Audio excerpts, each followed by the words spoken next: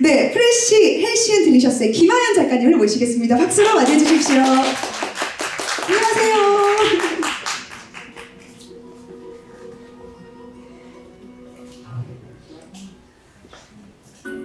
네, 조금만 더 나와주시면 감사하겠습니다.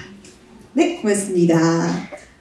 작가님에 대한 소개를 직접 부탁을 드리겠습니다. 네, 안녕하십니까. 저는 한국에서 서양학과 공부하고 벨기에에서 서양 파인아트 그리고 그래픽 디자인 공부하고 한국에서 국립현대미술관 고양 레지던시에서 작가 활동하고 그 뒤로 2019년에서 2020년 동안 인천국제공항 T1 예술품 기획 및 운영 사업에서 기획 단계에서부터 사업 종료까지 홍보 담당 업무까지 진행한 김하연이라고 합니다. 네, 반갑습니다. 와, 이력이 상당하신데요. 저도 이 책에서 이력도 보고 책도 좀 구경을 했어요. 그래서 대단한 글을 보셨다라는 생각을 했습니다. 다양한 궁금증이 있지만 또 앞서서 프레쉬 헬시 앤 딜리셔스라는 책은 어떤 책인지 처음에 저 식이요법 책인 줄 알았어요. 네네네. 근데 어떤 책인지 설명을 부탁드리겠습니다. 혹시 PPT와 함께. 네, 일어나서 설명. 네, 좋습니다. 네. 일단 이 책을 만들게 된 계기는 이게 지금 2016년 파리 오르세 미술관의 티켓입니다. 그래서 지금 보시는 것처럼 12유로라고 되어 있는데요. 그래서 그때 환율로 하면 16,000원 정도인데 제가 2016년 때 이제 한국에서 오신 공학 박사 그 부부께서 이제 신혼여행을 오셨는데 오르세 미술관에서 20분만 반고흐만 딱 보고 내려오시고 다른 일정을 소화하셨다는 말씀을 듣고 그러기에는 만약에 이분들께 미술에 대한 약간의 배경 지식 그리고 관심이 있으셨다면 조금 더 둘러보시지 않았을까. 그러니까 물론 개인 일정이긴 하지만 그래도 오르세에서 반고흐만 찍고 내려오시기에는 조금 아쉽지 않나 해서 현대미술 그리고 미술에 관련된 조금 더 쉽게 접근할 수 있는 책을 만들고자 했었습니다. 그래서 그 다음에 2017년 제가 국립현대미술관 고양 레지던시에서 입주 작가로 선정되고 운이 좋게도 이제 해외 입주 작가도 제가 선정이 돼서 활동을 했었는데요. 그래서 2018년 독일 아르프 미술관에서 이제 파울즈 오브 텐텐이라는 이 전시가 제 책의 모태가 되었다고 볼 수 있습니다. 그래서 지금 이제 서양 미술사에서 재현과 추상이라는 두 축을 테마로 삼아서 두 축을 삼고 그것을 서양 미술사를 다시 한번 이렇게 재조합하는 도예 그리고 회화 작품들을 다 이렇게 어우러서 만들었던 작품인데요. 그래서 지금 이미지가 잘 보이실지 모르시겠지만 지금 여기서 보이는 이제 캐릭터가 지금 현재 도슨트 역할을 하는 그 무무라는 캐릭터 그리고 이제 예술가 역할을 하는 밸런스드라는 캐릭터의 모태가 되었다고 볼 수 있습니다. 그래서 이제 올해 탄생 90주년이 되신 백남준 선생님께서 나는 셰프라기보다 야채 장수에 가깝다. 그러니까 만들어진 어떤 작품을 내놓는다기보다도 그 재료 자체, 그러니까 우리가 원래 원점으로 봐야 되는 어떤 것을 제공하는 사람에 가깝다는 말씀을 하셨는데요. 저도 지금 4차 혁명 시대에 사실 필요한 것은 문제 해결 능력이 아니라 문제를 제시할 수 있는 분석 능력이 훨씬 더 중요하다고 생각하고 있습니다. 그래서 그 분석 능력을 키우기에는 현대미술만한 어떤 그런 훈련, 방법이 없다라고 생각을 하고 있고요. 그래서 단순히 슬라이드를 넘기면서 작가와 작품에 대해서 소개를 받고 지식으로 쌓아가는 게 아니라 직접 그것을 어떻게 해석하고 어떻게 인지한 것인가를 배워나갈 수 있는 그런 책을 만들고자 했습니다. 그래서 마치 유기농 토마토를 우리가 심듯이 직접 심고 키워서 더 신선하고 더 건강하고 맛까지 있는 현대미술 만화 개론서를 만들고자 했었습니다. 그래서 지금 프레쉬 헬시 앤 딜리셔스의 전체적인 컨셉과 그리고 그 순서에 대한 어떤 도표라고 보실 수 있는데요. 그래서 일단 컨셉은 현대미술의 파종부터 수학까지 이 책에 전부 나와 있다고 볼 수 있습니다. 그래서 24절기를 컨셉으로 각 시대에 따라서 미술사를 1년간의 수학의 여정으로 소개를 하는데요.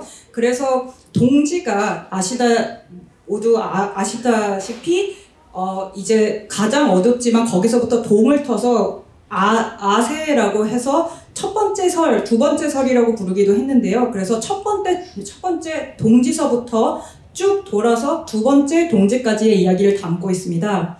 그래서 동지서부터 시작해서 가운데 조금 이미지가 흐트러졌는데요. 보기의 문제, 우리가 정말 물리적으로 그리고 생화학적으로 어떻게 보고 있는가서부터 시작을 해서 역사적 탄생, 그래서 우리가 예술가 생각하면 천재 이미지, 뭐 레오나르도 다빈치라든지 그런 것들이 사실은 역사, 뭐 모차르트, 피카소를 포함해서 그런 천재들이 어떻게 역사적으로 탄생했는지를 먼저 알아볼 수 있고요. 그 다음에 리얼리즘이라고 하면은 조금 뭔가 세밀화라든지 그런 거를 연상하실 수 있지만 사실은 이제 다다와 초현실주의를 이해하기 위해서 예술과 정말 현실을 어떻게 구분을 했는가, 그래서 뒷장으로부터 제기된 그 문제가 어떻게 개념미술로 넘어가는가가 바로 매체라는 테마로 또 넘어갑니다.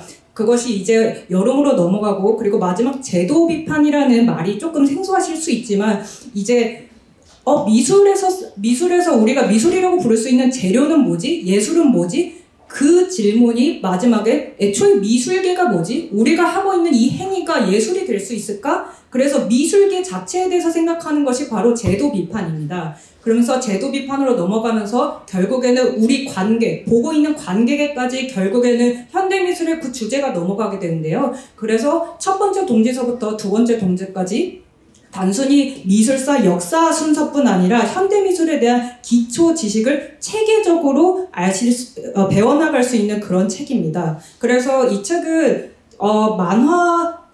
만화로도 보실 수 있지만 사실 현대미술 그리고 그래픽 디자인, 만화 이 세 가지 매체를 통합하고자 이제 그렇게 좀 제작한 책입니다. 그래서 캐릭터 소개를 하자면 아까 전에 말씀드렸던 그 무모라는 캐릭터가 도슨트 역할을 한다고 보시면 되고요. 그리고 밸런스가 이제 예술가, 그래서 보실 수 있지만 저기 파란 모자에 A라고 쓰여져 있는데요. 이 A가 바로 독일 알브레이트 듀러가 디자인한 A인데요. 여기 약간 말씀드리자면 사실 다빈치가 물론 천재지만 사실 저한테는 약간 굉장히 믿을 수 없이 유능한 프리랜서의 이미지가 강합니다. 왜냐면 정말 군사 기술 고문자로서도 굉장히 활발하게 활동을 했지만 저희가 생각했을 때 천재라고 하면은 약간 듀러의 이미지가 가장 강합니다. 왜냐면 본인의 천재성을 너무 잘 알고 있었고 그리고 그거를 너무너무 뽐내기 좋아했던 그 예술가가 바로 듀러였고, 그 예술가가 존경했던 다빈치의 황금 비율을 적용해서 만든 타이포그래피가 바로 지금 이 글자들입니다. 그래서 항상 저 밸런스드가 쓰고 있는 이 모자에는 이 듀러가 디자인한 A가 그려져 있습니다. 그리고 펭귄들이라고 불렀는데요. 이 펭귄들은 이 머리 위에 이제 뭐 뮤지엄, 미술관, 그리고 큐레이터 다양한 그 역할들을 수행하면서 예술가만큼 약간 과묵하긴 하지만 현대미술에서 예술가만큼 굉장히 중요한 역할을 하고 있습니다. 그리고 마지막 관객을 대표하는 로고스인데요. 로로가 하얀 애고 그리고 검은 지금 저 캐릭터가 고고인데 하얀 애는 조금 더 현대미술에 훨씬 더 친화적이고 조금 굉장히 온화한 캐릭터고, 그리고 고고는 약간 비판적인 캐릭터인데요. 지금 이 캐릭터들의 관계가 사실은 이 책의 순서이기도 하고 이것이 현대미술에서 어떻게 기능하고 있는지를 보여주기도 합니다. 그래서 도슨트가 우리가 어떻게 보고 있고 이게 현대미술을 보는데 어떻게 적용할 수 있지라는 질문에서부터 예술가와 작품의 관계, 그리고 이것이 미술관에까지 주제가 넓혀가는, 확장되는 그 영역, 그리고 마지막으로 단순히 만드는 사람, 작품에 집중하는 것이 아니라 그걸 보고 있는 우리 자신에 대한 이야기로 넘어가는 이 계절과 그리고 이 서로 얽혀있는 영향력에 대한 것이 바로 이 미술계 전체에 대한 관계도를 보여주고 있습니다.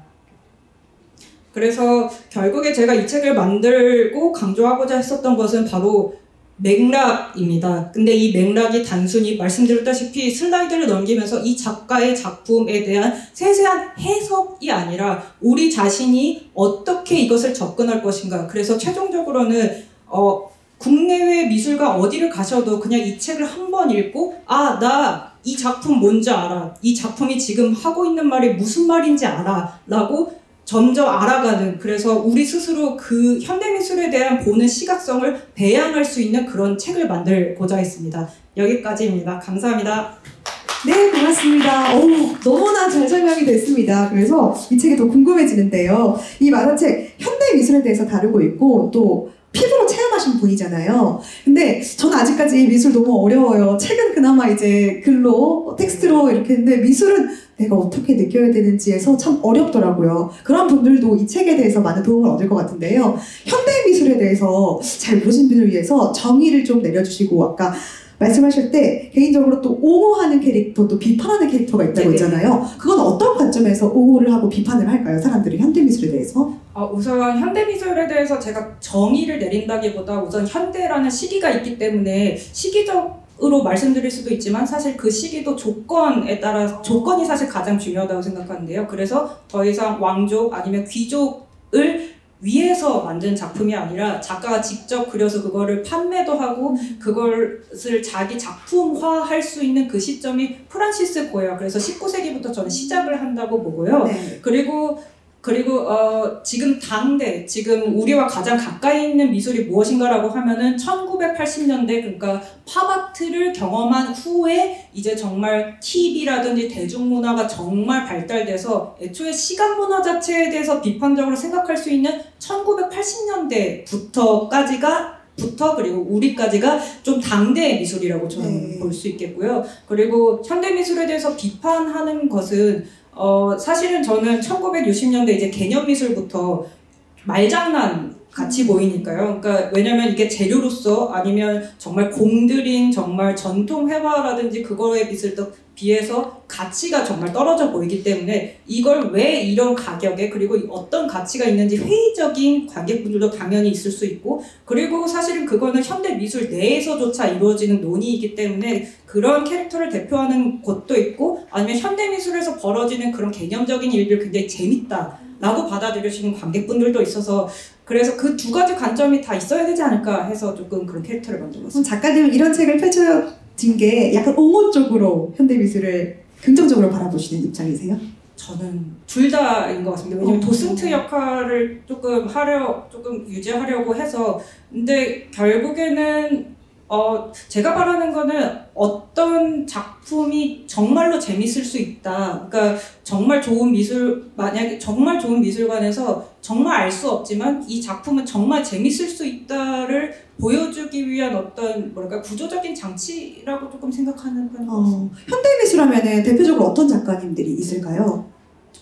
이게 좋은 굉장히 잘 알려진 예는 아닐 수도 있지만 올해 국립현대미술관에서 개인전을 크게 아시아에서 아마 처음이었던 히토 스테열이라는 독일, 일본인 혼혈 작가분이 계신데 그분은 뭔가 회화를 그린다거나 하시진 않지만 뭔가 미디어와 그리고 영상과 굉장히 복합적인, 그러니까 어떻게 보면 작가이자 교수이자 굉장히 다양한 역할을 수행하시는데요. 사실 제가 이 책을 만들면서 가장 저한테 원동력이 됐던 거는 이분의 그 유튜브 영상의 댓글에 어떤 보신 관객이 나는 현대미술에 대해서 아무것도 모르지만 나 이 사람이 무슨 말 하는지 알 것 같아. 그래서 우리의 당대의 생활과 그리고 사고방식 그거에 대해서 지금 말하고 있는 작가로서 저는 히토 스테열이라는 작가를 조금 추천드리고 싶습니다. 히토하고 스테열. 네, 조금 독일 작가분이셔서 저도 이게 정확한 발음이라고 할 수 있을지는 잘 모르겠습니다. 되게 궁금해지는데요. 저는 어떤 이야기를 느낄지도 궁금해져서 꼭 구글링 한번 해보겠습니다. 네, 이런 걸 보니까요. 아까 말씀드렸는데 홍보, 기획 업무도 많이 하셨고요. 굉장히 제 생각으로는요. 예술가 쪽으로 이렇게 치우치기보다는 아까 말씀하신 이 4명의 캐릭터 중에 저는 도슨트의 역할이랑 가장 가까운 사람이라고 생각하는데 맞나요? 네, 그런 것 같습니다. 약간 개인적인 배경이 사실은 저는 계속 미술을 해왔다기보다도 그러니까 계속 평범한 인문 학생으로 살다가 이제 고3 때 갑자기 미술을 하고 싶어서 미술을 딱 시작했기 때문에 그 당시에도 제 주변에 미술을 하는 친구들이 없었고, 물론 대학에서도 좀 특수하게 주변에 미술하는 친구들보다도 약간 철학이라든지 정치라든지 아니면 뭐 약간 문학 쪽을 한다든지 조금 미술을 하지 않는 사람들이 주변에 더 많았었기 때문에 제 자신을 솔직히 말씀드리자면 약간 예술가 오브 예술가라고 생각하지는 않는 것 같습니다. 네, 그래서 기획 업무, 홍보 이런 것들이 현대미술과도 좀 관련이 있는 것 같기도 해요. 이 이력이 그렇죠. 현대미술 자체적으로도 관련이 있는 것 같은데요. 만화를 그리시게 된 계기가 있을까요? 특별히. 제가 공부를 벨기에에서 하다 보니까 벨기에는 특히나 물론 이웃나라인 프랑스를 생각하더라도 당연히 만화 대국이지만 벨기에 같은 경우에는 정말 특수하게 현대미술과 그리고 만화 그리고 그래픽 디자인이 혼재된 시각 문화를 갖고 있습니다. 그래서 예를 들어서 네덜란드 같은 경우에도 굉장히 타이포그래피 그리고 이제 그래픽 디자인이 굉장히 강한 문화 그리고 스위스도 타이포그래피가 굉장히 강하고 프랑스조차 사실은 그래픽 디자인에서 타이포그래피가 굉장히 강한 반면 벨기에는 항상 그 그래픽 디자인에서도 일러스트나 만화 이미지가 항상 혼재되어 나타나고 그리고 그것에 대해서 굉장히 자연스러운 문화여서 저도 만화를 선택했다기보다도 제가 도예 아니면은 그래픽 디자인 다른 매체를 선택하듯이 만화라는 이 매체를 굉장히 자연스럽게 선택하게 된 것 같습니다. 이렇게 책을 보니까 해외 작가분들의 작품도 많고 많이 언급을 하셔야 될 것 같은데 이런 경우에는 음악도 마찬가지지만 창작자로서 저작권 문제에서 자유로울 수가 없잖아요. 이런 것이 이게 책을 내시면서 어려운 점이 많으셨을까요? 사실 이 질문을 주셔서 너무너무 감사한데요. 네. 왜냐면은 이 저작권에서도 보통 그 작가분의 사진 도판을 책으로 일반적으로 쓰는 반면에 이 저작권 협의 과정을 제가 그린 만화 그 사파 이미지를 저작권 협의 과정을 거쳤어야 됐기 때문에 굉장히 이례적이었다고 볼 수 있습니다. 네. 그래서 특히나 지금 미국 현대 작가분들께서는 생존해 계시는 분들도 많기 때문에 그 작가 본인과 제가 굉장히 세세하게 협의를 했었어야 되는 과정도 있었는데요. 네. 그래서 이 과정이 굉장히 힘들었지만 굉장히 개인적으로 유의미하다고 생각하는 것은 이 만화 쪽에서도 이렇게 현대미술의 도판을 만화화해서 이렇게 출판할 수 있다는 그 가능성 하나와 그리고 그 미국 작가분들은 보통 정말 개념 미술의 정말 창시자 그 시기에 계셨던 분들이기 때문에 언어 하나 정말 단어 하나 세밀하게 이렇게 들어가서 같이 협의하는 과정이 굉장히 유의미했다고 볼 수 있습니다. 이 책 자체도 참 의미가 있지만 이 과정들이 굉장히 값졌을 것 같다는 생각이 듭니다. 요 이후에도 이런 책을 내실 의향이 있을까요? 네. 저작권 협의는 사실 제가 이 책에 저작권을 협의를 못한 작가분들이 굉장히 많습니다. 그래서 만약에 기회가 된다면 사실 이 책은 상하권으로 나눠져 있고요. 그 24절기에서 12절기 반으로 나눠서 사실 상하권으로 그리고 더 많은 작가분들이 포함되었어야 되는데 저작권 협의 과정이 워낙에 조금 힘들어서 하지 못했지만 정말 기회가 있다면 진행하고 싶습니다. 많은 기관에서도 도움을 주셨으면 좋겠어요. 참 의미 있는 작품이기 때문에 이미 많이 주셨습니다. 감사의 뜻을 한번 전해주세요. 정말 지원 사업이 아니었으면 이 책은 나올 수 없었을 책이라는 것이 제작하면서 그리고 정말 출간 마지막 과정까지 느낄 수 있었습니다. 네, 감사드립니다. 박수 정말 감사드립니다. 이렇게 많이 도움을 주셨기 때문에 오늘 저희도 이렇게 듣지 못했던 이야기들 들을 수 있는 소중한 콘서트를 진행하고 있는 것 같습니다. 프레쉬 헬시 앤 딜리셔스 제목을 어떻게 왜 이렇게 정하셨는지도 궁금하고요. 이 제목은 그러게요. 근데 계속 생각했었던 제목이라 사실 프레쉬 헬시까지만 기억하고 마지막 단어가 뭘까라고 생각하면 사실 현대미술에 대해서 제가 느끼는 약간 감정에 가장 가까운 것 같습니다. 그래서 프레쉬는 항상 갈 때마다 왜냐면 사실 현대미술이 하는 일이 가장 가깝다고 생각하는 것은 논문 발표라고 생각하고요. 네, 그래서 논문이 하나 발표되면 그것에 대한 피드백 그리고 리스판스로서 계속 그 논문을 작성해서 그리고 그것을 같은 업계에서 계속 보고 피드백을 주듯이 그래서 그런 현상이 계속 일어나는 프레시한 현상이 있고 그리고 현대미술을 우리가 아주 잘만 이용하면 이건 정말 우리한테 건강한 무언가가 될 수 있다라는 그런 그런 생각을 가지고 있고 마지막으로는 정말 좋은 현대미술은 누구나 봐도 재미있기 때문에 그래서 맛까지 좋은 그런 현대미술이라고 해서 이름을 붙였습니다. 작가님의 역할이 굉장히 중요한 획을 그을 것 같은 게 사실 현대미술하고 미술하면 어렵잖아요. 근데 이렇게 설명을 해주시니까 나는 어떻게 느끼지? 나는 이걸 어떻게 활용해야 될 것 같지? 그래서 2차적인 뭐 작품들도 나올 수 있을 것 같고요. 굉장히 좋은 역할이고 길잡이가 되실 것 같습니다. 감사합니다. 네, 이후에도 더 많은 활동을 부탁을 드릴게요. 감사합니다. 저도 관심은 많은데 어렵거든요, 사실. 네, 그래서 뭐 어디 뭐 현대미술관 같은 데 가도 좋은데 어떻게 받아들여야 되고 이런 게 참 어려웠는데 이 책을 통해서 조금 길잡이로 느꼈으면 좋겠습니다. 책에서 정말 많은 예술가분들, 더 많은 예술가분들을 만나뵈야 하지만 많은 예술가분들을 함께 이야기를 해주셨는데 아까도 말씀을 드렸지 히토스테일도 있고요. 개인적으로 작가님이 조금 영감을 받은 예술가가 또 몇 명 더 있을까요? 사실 이 책에서 작가별로 케이스 스터디를 한 작가들이 3분이 계신데요. 그래서 이제 파울 클레 그리고 막스 빌 그리고 마르셀 듀샹 있는데 사실 올해 90주년이셨 이제 탄생 90주년이신 백남준 선생님 포함해서 사실 4명의 작가들이 있습니다. 그래서 이 4명의 작가들을 제가 특히 좋아하는 것 같고요. 근데 좋아하는 이유가 아마도 한 매체만 판 게 아니라 다양한 분야 그리고 다양한 훈련을 받아서 다양한 영역에서 활동하신 분들을 제가 특히나 좀 좋아하는 것 같습니다.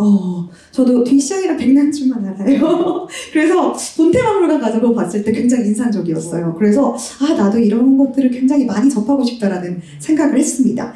그럼 저의 질문은 여기까지 하고요. 오늘 또 추가적으로 질문이 있으신 분들 현대미술 아니면 통틀어서 현대미술 아니라도 미술에 관심이 있고 또 궁금하신 분들 많으실 것 같아요. 손을 들어서 알려주시면은 친절한 답변으로 만나뵙겠습니다. 수주 보세요. 왜냐면 어렵거든요, 사실. 어떤 질문이 혹시 있으실까요? 네, 어떤 질문이 있을까요? 안녕하세요. 안녕하십니까. 아까 그 레퍼런스로 삼은 세 작가분 중에서 마르셀 듀상을 얘기를 해주셨는데 제가 최근에 예술의 정당에서 했던 그 초현실주의 작가들의 전시회를 한번 갔다 온 적이 있거든요. 거기서 이제 마르셀 듀상의 대표 작품 중엔 그 소변기라고 하는 게 맞나요? 그걸 봤을 때 저는 정말 그 레디메이드 예술에 대해서 뭔가 어떻게 받아들여야 될지 전혀 몰랐었거든요. 혹시 작가님은 그 작품을 처음 보셨을 때, 정말 처음 접하셨을 때 소감이 혹시 어떠셨는지, 어떤 생각을 가지고 바라보셨는지 좀 궁금합니다. 그걸 본 게 이제 2016년 퐁피드 미술관에 약간 아마 계속 상설 전시로 되어 있는 원본은 아니지만 거의 뒷샹이 살아있을 때 원본의 카피 작품을 봤었는데요. 그러니까 마르셀 듀샹은 사실은 초현실주의의 회화 작가로도 굉장히 유명했습니다. 상도 타고. 근데 거기서 바로 그것을 진려하고 제 책에 사실 그 리얼리즘의 중요한 부분이기도 한 말 그대로 현실과 그리고 현실과 그리고 예술 그리고 예술과 예술이 아닌 것이라고 딱 나누는 그것을 제시할 수 있었던 것 그리고 그것을 볼 수 있었다는 그 시각성이 정말 놀라운 것 같습니다. 근데 그것이 단순히 소변기니까 물론 농담 같은 어떤 행위긴 했지만 가장 중요한 것은 중요하다고 해야 될까요? 제 마지막 이 4계절에서 마지막 부분이 제도 비판이듯이 사실은 놀라운 것은 현실과 현실이 아닌 것 그리고 예술과 예술가 아닌 것 근데 거기에 사실 더 나아가서 미술계에서 이것을 예술로 받아들일 수 있는지의 그 질문 그러니까 이 4계절의 질문을 통틀어서 하고 있다는 그 점이 그냥 그 오브제 자체에서 느껴져서 뭐랄까요 그냥 교과서는 아니지만 그 시각성을 볼 수 있었던 게 굉장히 놀라웠었던 것 같습니다.